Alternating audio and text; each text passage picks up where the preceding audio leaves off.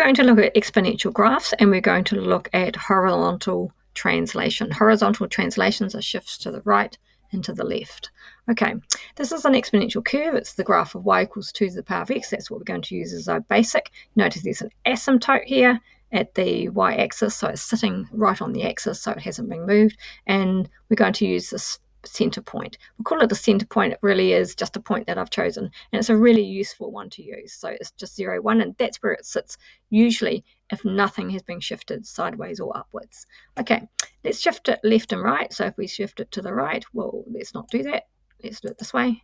Okay, so let's move it to the right and left. So that's left, and moving it to the right. You can see it being moved to the left and right. If you just look at the orange dot, you can imagine the whole curve just being slid along to the right or slid along to the left. Okay, now let's slide it to the right, and we'll stop it too if I can get there. Oops, it's nearly there. There we go, that's close enough. Okay, so what you can see is that it's being shifted 2 to the right. If you didn't have that dot there, it's really hard to determine where it's moved to. So look at that, think of where that point is there and move it to the right. How do you know that? The asymptote is here, and you're looking at the one above. Okay, so the one above, as you can see, it's there, so it's moved 2 to the right. Let's try and move it to the other way. So let's move it down to about -4. Okay, so if you are looking at the curve without looking at the red one, so if I didn't see the red one, okay, you go, right, here's my graph, and I can see this is just up by 1. Okay, so up by 1. So you're looking at 1 above the asymptote. Okay, so we'll just turn that other one back on. So it's moved by 1.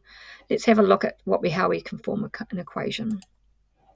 Okay, so that one there, if you have a look at it, you can see it's been moved across. So it's been moved across by 5 units. But if you didn't draw this graph, you would look for the asymptote, which is here, which is the x-axis, and up by 1 would give you that dot.